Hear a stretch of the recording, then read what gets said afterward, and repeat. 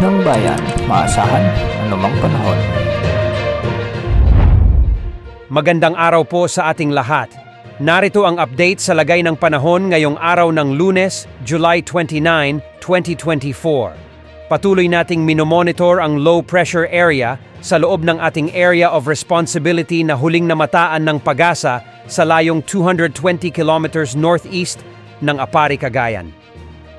Mababa pa rin sa ngayon ang chance nitong lumakas bilang bagyo sa susunod na mga oras at hindi rin nakikitang tatama sa kalupaan ng bansa.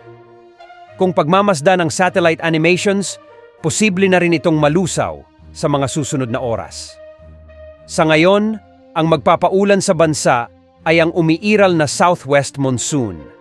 Makikita sa ating satellite animations na may mga kaulapan pa rin sa kanlurang bahagi ng bansa at ito ang magdadala ng mga pagulan sa Western Luzon.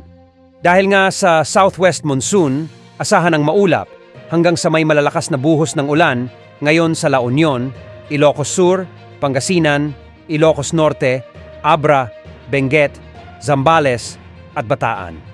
Posible ang mga flash floods o landslide dahil sa katamtaman hanggang sa kung minsan ay malalakas na pag-ulan sa mga nasabing lugar. May mga inaasahang ulan din sa Metro Manila, Calabarzon, Mimaropa, nalalabing bahagi ng Central Luzon at nalalabing bahagi ng Cordillera Region. Posible rin ang pagbaha at pagguho ng lupa. Samantalang magiging bahagyang maulap hanggang sa maulap naman ang mga kalangitan na may pulupulong mga pag-ulan o pagkidlat pagkulog sa natitirang bahagi ng bansa. At sa Mindanao, may inaasahang mga thunderstorms sa Northern Mindanao, Soxargen, Caraga at Bangsamoro Region.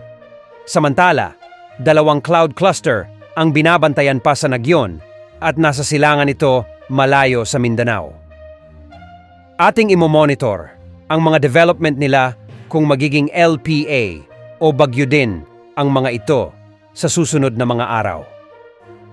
Yan ang update sa lagay ng panahon. Ito po ang weather update ng bayan. Maaasahan anumang panahon.